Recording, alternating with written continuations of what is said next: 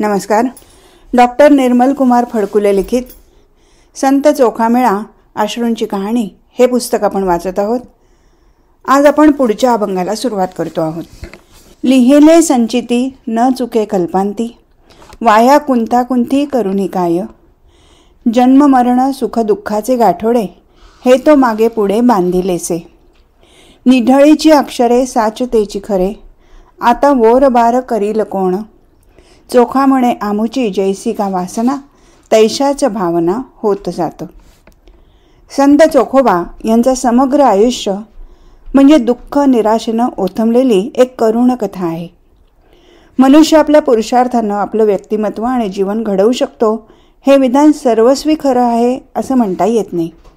कर्तृत्व असूनही कार्य घडत नाही, दृष्टी असूनही वाट दिसत नाही, औषध मिळूनही रोग हटत नाही. ओस झाल्या दिशा मज वाटे भिंगुळवाणे, ही अवस्था भल्या भल्यांची होऊ शकते. याची कारणमीमांसा करताना प्रारब्ध, विधिलिखित किंवा नियती अथवा ईश्वराची इच्छा असे शब्द निरुपायानं स्वीकारावे लागतात. दैव नावाचा एक जबरदस्त घटक माणसाच्या आयुष्यात आपल्या लहरीप्रमाणे उत्पात घडवत असतो. त्याला कितीही आग्रहानं आणि निग्रहानं प्रतिबंध केला तरी दैव पराभूत होत नाही. संत चोखामेळा हे त्याचं एक ढळढळीत उदाहरण आहे. त्यांच्यापाशी देवभक्ती होती, कवीची प्रतिभा होती, निडळाचा घाम गाळून कुटुंबाचा निर्वाह करण्याची शक्ती होती, माणुसकी आणि प्रेम हे सद्गुण होते, प्रत्येक माणसात विठ्ठल पाहण्याची दृष्टी होती. पण हे सारं असून त्याचं प्राक्तन मात्र सर्वस्वी प्रतिकूल होतं. या भक्तकवीच्या ओंजळीत दैवानं फुले टाकली नाहीत, जळते निखारे मात्र उदारतेनं टाकले. चोखोबांनी लिहिले संचिती न चुके कल्पांती असं म्हणून जन्ममरण हे सुखदुःखाचं गाठोडं आमच्या मागपुढं बांधलं आहे. व्यर्थ तक्रार करण्यात काहीच लाभ नाही असे अतिशय वैफल्यानं काजळलेले उद्गार काढले तर त्यात काही आश्चर्य नाही. आपल्या करंट्या नशिबाला त्यांनी दोष दिला आहे. या संताच्या कपाळावर अस्पृश्यतेची जळती मुद्रा दैवाने उमटवली होती. कितीही घाम गाळला तरी आणि अश्रू गाळले तरीही मुद्रा पुसली जात नव्हती. त्यामुळे या भक्ताला तो पतित पावन पांडुरंग कधीही डोळ्यांनी दिसला नाही. अनन्य भक्ताला मंदिरातच प्रवेश असू नये यासारखा दुष्ट आघात त्याच्यावर परंपरेनं केला. अस्पृश्य कुळात जन्मणं हे त्याचं संचित होतं. गावकुसाबाहेर एका भिकार झोपडीत हा विठ्ठलाचा लाडका प्रतिभावंत जन्मभर अश्रू गाळीत बसतो, ही केवढी विलक्षण वंचना आहे. हे त्याच्याच वाट्याला काय यावं या प्रश्नाला उत्तर नाही. काही प्रश्नांना कोणतीही उत्तरं नसतात. म्हणूनच चोखोबा म्हणतात, आम्ही कितीही इच्छा केली तरी आमचा ललाट लेख कल्पांतीसुद्धा बदलता येणार नाही. विषमतामूलक जातीव्यवस्थेत आणि सामाजिक परिस्थितीत लक्षावधी माणसाच्या कर्तृत्वाचा अक्षरशः कचरा झाला याची उदाहरणं महाभारतात असून आधुनिक भारतापर्यंत वाटेल तितकी मिळतील. केवळ शूद्र कुळातला असल्यामुळे चोखोबांना पांडुरंगाचं दर्शन घडलं नाही. तुकोबांच्या काव्याला जलसमाधी देण्यात आली. उच्च कुलीन सोडले तर बाकी यच्च यावत लोक शूद्र आणि अतिशूद्र मानले गेले, ही आमच्या देशाची दारुण शोकांतिका ठरली.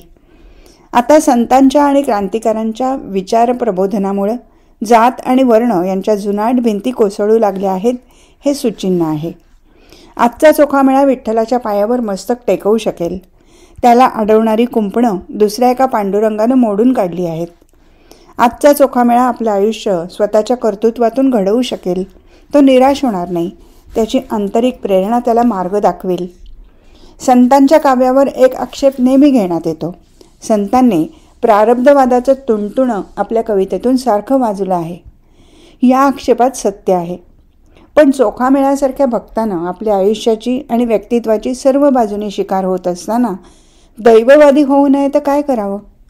आपल्या चिंतनाचा, अनुभवाचा, प्रतिभेचा आविष्कार असलेली आपली अभंगगाथा आपल्या डोळ्यादेखत इंद्रायणी नदीत बुडवली जावी. अशा वेळी तुकारामांनी नियतीची इच्छा असं म्हणू नये तर काय करावं. पुरुषार्थ श्रेष्ठ आहे, पण त्यालाही वेढा घालणारे दैव कित्येक वेळा अतिप्रबल असतं. सारा जन्म कंगाल झोपडीत काढणाऱ्या चोखामेळ्याला देवदर्शनाचीही बंदी असावी. दर्शनाचंही सुख त्याच्या फाटलेल्या मनाला मिळू नये. त्या चोखोबानं नशिबाचं तुणतुण वाजू नये तर त्यानं काय करावं. कपाळीची अक्षरं कशी पुसून टाकायची हा प्रश्न असंख्य लोकांना जन्मभर छळत असतो. त्यांनी दैवाचंच रडगाणं गावं, कारण त्याशिवाय त्यांच्या हाती काहीच उरलेलं नसतं. अवतारी पुरुषांना देखील प्रारब्धानं छळलं, तिथे चोखामेळ्याची काय कथा. लिहिले संचिती न चुके कल्पांती हा दाहक अनुभव या भक्तानं घेतला. पण या दैववादी कवीनं विठ्ठल भक्ती आणि आपली कविता मरेपर्यंत सोडली नाही, हाच त्याचा पुरुषार्थ होता. चोखामेळा संत भला हेच खरे. वाया हाव भरी नका घालू मन, चिंतावे चरण विठोबाचे. हेची साधन साराचे पैसार, येणे भाव पार उतरती. न करी आळस नामाचा क्षणभरी, कामक्रोध दुरी पळे येणे. दया क्षमा शांती संतांची संगती, यापरी विश्रांती दुजी नाही. चोखा म्हणे दृढ धरावा विश्वास, नामाचा निजध्यास सर्व काळ. ईश्वराच्या परमभक्ताचं जीवनविषयक तत्वज्ञान निखळ भक्तीशिवाय दुसरं काय असणार. विठ्ठलाची भक्ती ही संतांची मानसिक शांती असते. भक्तीला कोणी भाबडेपणा म्हटलं तरी ही भक्ती जीवन बदलणारी, जीवनाला नवा आशय देणारी अशी असते. अतूट श्रद्धा हे या भक्तीचं स्वरूप असतं. आपल्या आराध्य दैवताचं स्मरण करावं, त्याच्या नावाचं भजन कीर्तन करावं, त्याच्या गुणरूपाशी समरस होण्याचा प्रयत्न करावा, त्याची मूर्ती आपल्या हृदयाच्या गाभाऱ्यात स्थापन करावी. यात भक्ताला विलक्षण सुखाचा आणि आनंदाचा अनुभव येत असतो. जीवनातील भौतिक दुःखाची टोचणी त्यामुळे ओसरून जाते. घरात धान्याचा कण नसला तरी भक्ताच्या मनात मात्र तृप्तीचा सोहळा चालू असतो. म्हणूनच प्रत्येक भक्ताला केवळ परमेश्वराचं सान्निध्य मिळावं, त्याच्या स्वरूपात आणि सामर्थ्यात आपलं मन गुंतून राहावं, इतकीच मागणी केली आहे. मला सत्ता हवी, धनसंपत्ती पाहिजे, राजप्रासादात निवास पाहिजे, अशी मागणी कोणत्याही संतानं परमात्म्याकडे केली नाही. केली तर त्याला संत म्हणता येणार नाही. असल्या क्षुद्र क्षणभंगूर गोष्टी परमेश्वराकडे मागण्याचा अव्यवहारीपणा कोणताही संत करू शकणार नाही. आपणच परमेश्वर स्वरूप व्हावं, त्याच्या व्यक्तिमत्वात मिसळून जावं, याप्रती भक्ताची इच्छा असत नाही. संत तुकारामांनी तर एका अभंगात म्हटलं आहे, न मिळो खावया न वाढो संतान, परी हा नारायण कृपा करो.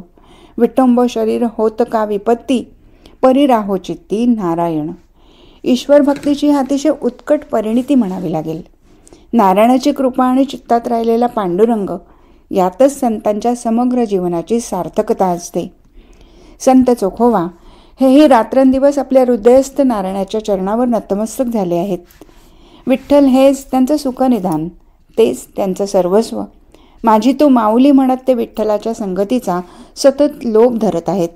ते उपदेश करताना म्हणतात, वाया हावभरी नका घालू मन, चिंतावे चरण विठोबाचे. नाना प्रकारच्या व्यर्थ आशा आकांक्षाच्या मागं मनाला धावू देऊ नका. विठ्ठलाच्या पावलाचं चिंतन करा. साराचं हे सार आहे, याच्यामुळेच तुम्ही भवपार व्हाल. काम आणि क्रोध याचं निरसन करण्याची शक्ती विठ्ठल नामात आहे. म्हणून आळस न करता ते पवित्र नाव चित्तात स्थिर होऊ द्या. विश्रांतीचं सुख पाहिजे असेल तर संतांच्या संगतीत राहा, कारण दया क्षमा आणि शांती हे संतांचं सारसर्वस्व असतं. काम आणि क्रोध कितीही आक्रमक झाले तरी ईश्वराचं नामस्मरण आणि संतांचा सहवास या वातावरणात असाल तर कामक्रोध तुमच्या वाटेलाही जाणार नाहीत. चोखा म्हणे दृढ धरावा विश्वास, नामाचा निजध्यास सर्व काळी. हे साधं सुलभ सुंदर असं जीवनविषयक तत्त्वज्ञान संतांचं असतं. चोखोबांनी या अभंगातून आपल्या जीवनाचा अनुभव समग्रपणानं लिहिला आहे. विठ्ठलाची अनन्य भावानं अखंड उपासना करीत असताना त्यांना ज्ञानदेव आणि नामदेव यांच्यासारख्या श्रेष्ठ संतांचा सहवासही लाभला. मनाच्या मंदिरात देव होता आणि आयुष्याच्या अंगणात संत होते. चोखोबांचं जीवन त्यांच्या दृष्टीनं सुखमय झालं यात शंका नाही. काम क्रोध आणि लोभ तृप्ती देत नाहीत. त्यांच्यामुळे मनाची वखवख थांबत नाही. भौतिक सुखांच्या पाठीमागं धावता धावता माणूस मोडून पडतो. सुखाचं कांचन मृग हाती लागत नाही. म्हणूनच आनंदाचा डोह असलेला परमेश्वर हृदयात धारण करावा, हे चोखोबांच्या उद्देशाचं सार आहे. संत चोखोबांचा हा अभंग त्यांच्या शांत आणि विचारशील मनाचा द्योतक आहे. लोभ आणि मोह, स्वैर भोगाची लालसा, हावरेपणा हे माणसाचे मोठे शत्रू आहेत. लोभ मोहाची लाट साधू संन्याशाला सुद्धा वाहवत नेते.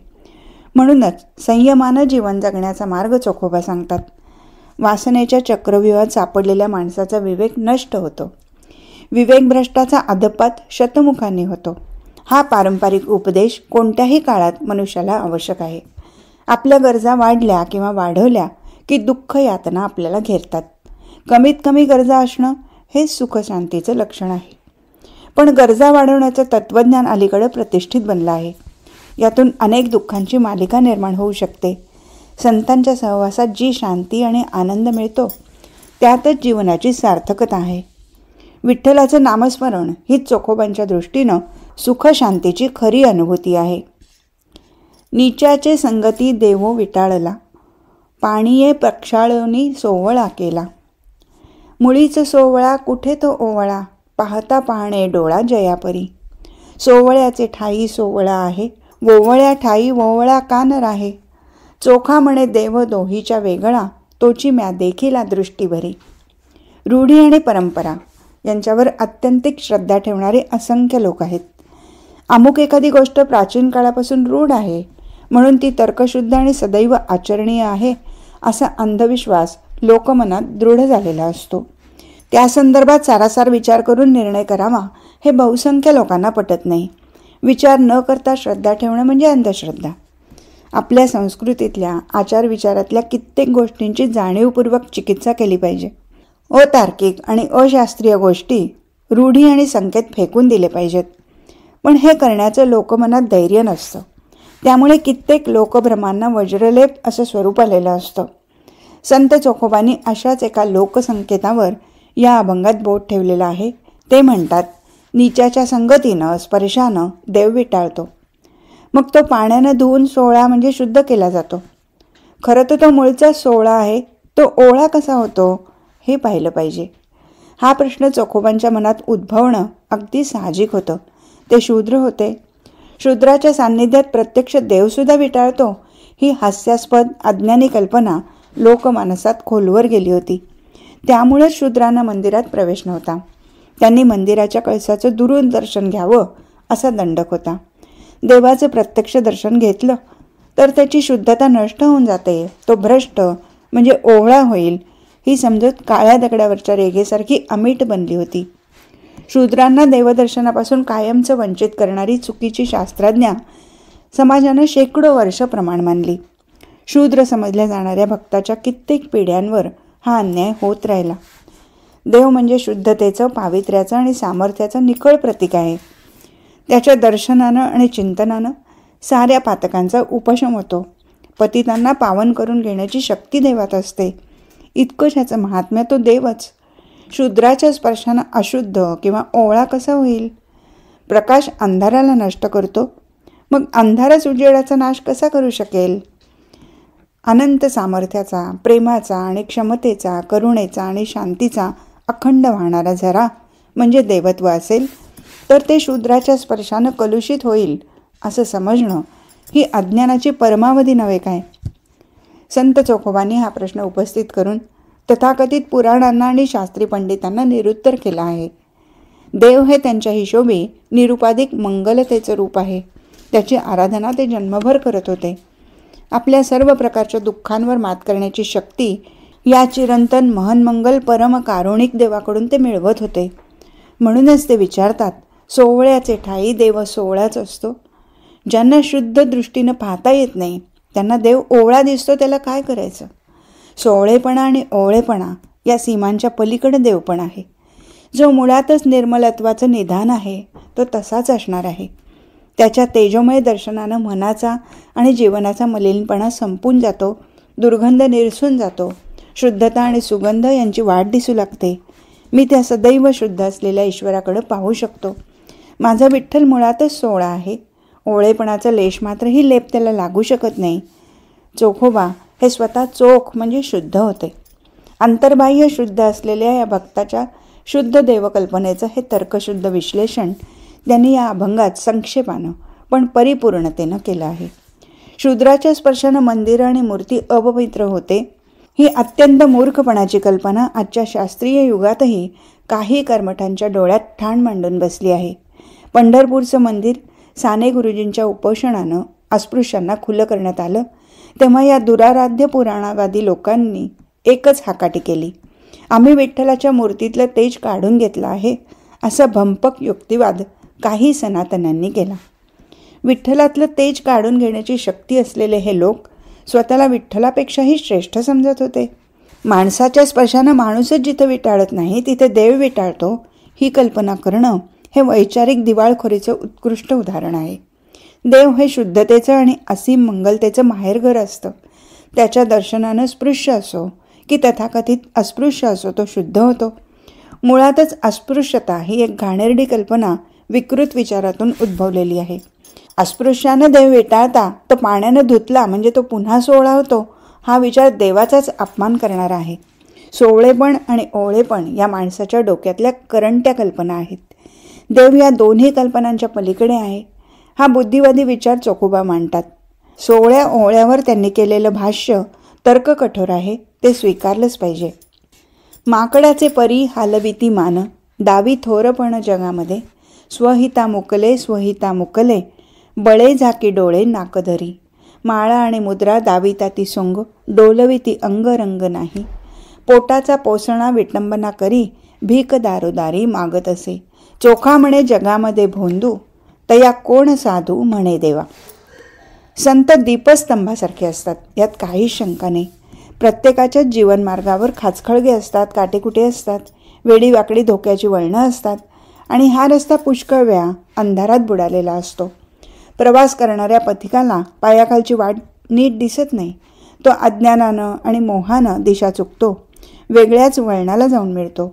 याचा परिणाम अटळ आहे.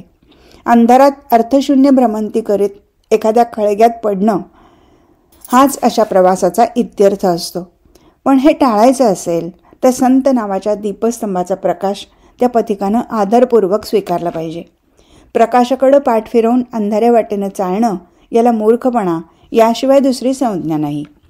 पण बहुसंख्य माणसं मोहवश होऊन उजेडाला पाठमोरे होतात आणि सर्व नाशाची वाट चालतात. संत चोखामेळा या लोकांना मार्गदर्शन करत आहेत. खरा साधू कोण आणि साधूचा केवळ वेश घेतलेला दांभिक कोण यावर ते प्रकाश टाकतात. प्रकाश देणारे साधू आणि अंधारात ढकलणारे स्वार्थ साधू ओळखता आले पाहिजेत, म्हणून चोखोबांनी दांभिकाच्या स्वरूपावर या अभंगातून मर्मभेदक टीका केली आहे. चोखोबांच्या मनातला क्षोभ आणि क्रोधही त्यांच्या शब्दातून इथे व्यक्त झाला आहे. डोंगी साधूंना त्यांनी माकड म्हटलं आहे आणि त्यांच्या करणीचं वास्तव चित्र रेखाटलं आहे. कसे असतात हे डोंगी संत? माकडाचे परी हालविती मान, दावी थोरपण जगामध्ये. आपल्या थोरपणाच्या जगात ते डांगोरा पेटतात, देखावा उभा करतात, डोळे मिटण्याचं ढोंग करून नाक धरतात, माळा आणि मुद्रा यांचं प्रदर्शन करतात, अंग डोलवतात, मान हलवतात, पण हे सारे पोट भरण्याचे धंदे आहेत. या भोंदू लोकांना कोण बरं साधू म्हणेल? चोखोबांचं निरीक्षण मार्मिक आहे. अध्यात्माच्या क्षेत्रातही फार पूर्वीपासून सोंगडोंगाला स्थान मिळालेलं आहे. साधूचं सोंग घेतलं की पोटाची चिंता संपते. 4 स्वार्थी स्तुतीपाठक गोळा करायचे आणि संतत्वाची जाहिरात करून घ्यायची, म्हणजे मग धंदा उत्तम चालतो. अशा स्वार्थी मरकटाला चोखोबांसारख्या निखळ संताला संताप यावा यात आश्चर्य नाही. लोक देखाव्याला फसतात, अंगावरच्या भगव्या कपड्यांना आणि माळामुद्रांना भुलतात. त्याची खरी परीक्षा ते करू शकत नाहीत. या आपत्तीवर चोखोबांनी नेमकं बोट ठेवलं आहे. पाखंडी लोकांचं खंडन करणं आणि सत्याचा प्रकाश पाडणं हे खऱ्या संतांचं कार्य चोखोबा करत आहेत. त्यांचा हा अभंग साधू कोणाला म्हणू नये याचं रहस्य उलगडून दाखवणारा आहे. चोखोबाचं जीवन हे एका आदर्श संताचं सत्वसुंदर आणि भक्तीनं विकसित झालेलं जीवन होतं. त्यामुळेच त्यांना दांभिक साधूवर कठोर टीका करण्याचा नैतिक अधिकार होता. ज्ञानदेव नामदेवांसारखी संत व्यक्तित्वाची उत्तुंग शिखरं त्यांनी दीर्घकाळ पाहिली होती, त्यातून स्फूर्ती घेतली होती. ज्यानं असं महनीय संत पाहिले त्यानं दांभिकाचा उद्धार माकडाचे परी हालविती मान या शब्दाने करावा हे अत्यंत संयुक्तिक आहे. अस्सल आणि नक्कल स्वतः पारखून लोकांना मार्गदर्शन करणं हे संतकार्य चोखोबांनी केलं आहे. जगाच्या कल्याणा संताच्या विभूती देहकष्टविधी उपकारे हे तुकोबांनी सांगितलेलं संतलक्षण चोखोबांच्या व्यक्तिमत्वाचं प्रमुख अंग आहे. ते केवळ आपल्याच दुःखाची कहाणी सांगण्यात रंगले नाहीत, तर त्यांनी लोकांना योग्य दिशेनं नेण्याचा प्रयत्न केला. यात त्यांच्या संतत्वाची थोरवी आहे. आपल्याच दुःखी आयुष्याची करुण कहाणी सांगण्यात चोखोबा गुंतून पडले नाहीत. आत्मकथनाप्रमाणेच त्यांनी लोकोपदेशाकडेही लक्ष दिलं. डोंगी साधू संन्यासी अज्ञानी जनतेचं शोषण करतात, आपल्या नसलेल्या थोरपणाचं जगात प्रदर्शन करतात. असे भोंदू संन्यासी पोट भरण्यासाठी दारोदार भटकतात, ते संत नसतात. या दांभिकांवर चोखोबांनी या अभंगातून अत्यंत कठोर प्रहार केले आहेत. त्या दांभिकाचा माकड म्हणून त्यांनी उपहास केला आहे. दंभ आणि अनिती याच्यावर मर्मभेदक प्रहार करणं हा संतांचा धर्मच असतो. साधुत्वाचा आणि शुद्धत्वाचा उपासक असलेला संत अनिती, विसंगती आणि अधार्मिकता कधीच सहन करणार नाही. आपल्या धार्मिक आयुष्यात त्यांनी अनेक ढोंगी, पोटभरू जोगी पाहिले होते. त्यांच्यापासून भोळ्या भाविकाला संरक्षण देणं हे चोखोबांनी आपलं कर्तव्य समजून कार्य केलं आहे. चोखोबांच्या अभंगात बहुधा भक्ती, नम्रता, सहिष्णुता आणि आपल्या दुःखाची कथा सांगण्याची प्रवृत्ती आढळते. पण या अभंगात मात्र त्यांनी सोंगी ढोंगी लोकांवर आसुडाचे कोरडे ओढले आहेत. जो अंतर्बाह्य शुद्ध असतो, चोख असतो, त्याला समाज जीवनातलं ढोंग आणि अनिती मुळीच खपत नाही. चांगल्या कारणासाठी संतालाही संताप येतो. संताचा संताप नवनिर्मितीला पोषक ठरतो. वोखटे गोमटे असोत नर नारी, दोची अक्षरे पावन होती.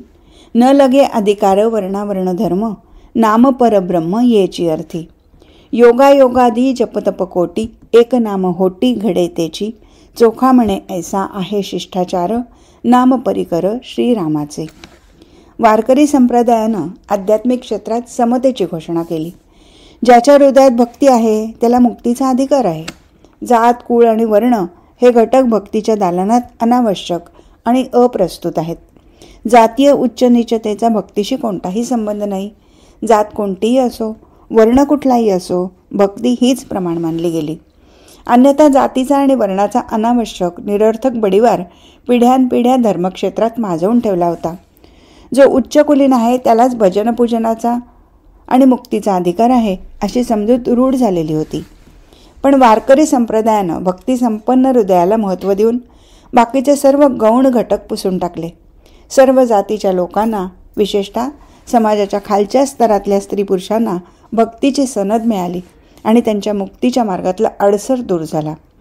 भक्तिपंथानं समाजाच्या भिन्न भिन्न स्तरातील लक्षावधी माणसं भक्तीच्या सूत्रानं एकत्र जोडली. हे क्रांतिकारक स्वरूपाचं कार्य आहे. नाना प्रकारची कुंपणं उभारणं, भिंती बुलंद करणं आणि माणूस माणसापासून विभक्त करणं हे अधार्मिक कार्य आहे. जोडणाऱ्या विचाराला धर्म म्हणतात. विभक्त करणारा, तोडणारा विचार समाजाची रचना करू शकत नाही.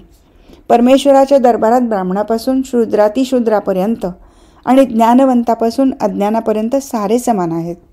तिथं उच्च नीचत्वाला अवसरच नाही. तिथं देव आहे. देव जातीकडे पाहत नाही, वर्णाचा विचार करत नाही. ही ग्वाही जेव्हा वारकरी पंथानं फिरवली तेव्हा विलक्षण चमत्कार घडला. कुंभार, सुतार, सोनार, माळी, शिंपी, नावी अशी भिन्न भिन्न थरातली माणसं जागृत झाली आणि आपल्या खांद्यावर विठ्ठल नामाची पताका घेऊन आनंदानं नाचू लागली. हाच उत्कट आनंद संत चोखोबांनी आपल्या अभंगातून व्यक्त केला आहे. ते म्हणतात, न लगे अधिकार वर्णावर्ण धर्म, नाम परब्रह्म येची अर्थी. रामाचं नाव घेण्यासाठी आणि पावन होण्यासाठी जातीचा आणि वर्णाचा अधिकार लागत नाही. सर्व नरनारींना, मग ते वोखटे असोत की गोमटे असोत, राम ही 2 अक्षरं त्यांना परब्रह्माचा साक्षात्कार घडविल. योग याग नको, जप तप नको, ओठावर फक्त राम नाम पाहिजे. ज्ञानेश्वरांनी या संदर्भात म्हटलं आहे, म्हणवने कुळजाती वर्ण हे अवघेची गा अकारण, एथ अर्जुना माझेपण सार्थक एक. जो माझा भक्त आहे त्याच्या कुळजातीशी मला कर्तव्य नाही. अंतःकरणातली भक्तीची भावना अनन्य असली की तो माझ्यात मिसळून जातो. तो माझा आणि मी त्याचा होतो. या भक्तीसाठी केवळ उत्कट जिवंत मनाची जरूर आहे. यज्ञयाग, जपमाळा आणि पांडित्य या सर्वांपेक्षा नामभक्ती श्रेष्ठ. संत चोखोबांसारख्या बहिष्कृत समजल्या गेलेल्या भक्ताच्या आर्त भावनेला समतेच्या आणि ममतेच्या या विचारानं आनंदाचं उधाण यावं यात आश्चर्य नाही. वारकरी पंथ घराघरात गेला, झोपडी झोपडीत पसरला. याचं कारण या पंथानं सर्वांना आपल्यात सामावून घेतलं. अवघियापुरते ओसंडले पात्र, भक्तिरूपी नदीचं हे पात्र दुथडी भरून वाहत आहे. कुणीही यावं, यात स्नान करून शुचिर्भूत व्हावं. मग तो ज्ञानदेव असो, चांगदेव असो, नामदेव असो की तुकाराम असो, ती कानोपत्र असेल किंवा जनाबाई असेल, भक्तीने समता निर्माण केली यात शंका नाही. चोखा म्हणे ऐसा आहे शिष्टाचार. विठ्ठलाचा नामघोष करण्यासाठी आणि त्याच्या भक्तिविषयक धारात स्नान करण्यासाठी वर्ण आणि जात अशी कुठलीही अट वारकरी पंथानं घातलेली नाही. भक्तीची सनद सर्वांना मिळाली आहे. भक्तीचा अधिकार जन्मसिद्ध आहे. त्याचा कुळाशी आणि वंशाशी दुरून देखील संबंध येत नाही. तुकोबांनीही हाच विचार अधिक सडेतोडपणानं मांडला आहे. ते म्हणतात, अभक्त ब्राह्मणाचे तोंड जळो, वैष्णव चांबारचं कुळ माझ्या दृष्टीनं धन्य आहे. परमेश्वराचं स्मरण करताना, दर्शन घेताना जातीपातीचा विचार करणारे लोक मूर्तिमंत अज्ञानी होते. कितीतरी भ्रष्ट ब्राह्मण जातीच्या बळावर मंदिरात जात होते, देवाच्या गाभाऱ्यात देखील प्रवेश करत होते. पण चोखोबांसारख्या शुद्ध चारित्र्याच्या प्रामाणिक भक्तालाही त्याच्या महारपणामुळं मंदिराची पायरी चढता येत नव्हती. याचा अर्थ आमचं धर्मशास्त्र आणि समाजशास्त्र जुनाट, तर्कदुष्ट आणि शिळपट व अन्यायी बनलं होतं, हेच यातून सिद्ध होतं. श्रीरामाचं नाव ज्याच्या मुखी आहे, ज्याच्या मनी आहे, तो शुद्ध, तोच उच्च आणि उदात्त आहे. ज्याच्या मुखी रामनाम नाही, हृदयी भक्ती नाही, तोच खरा पातकी आणि पतित आहे. आज इथेच थांबू. हरिओम तत्सत.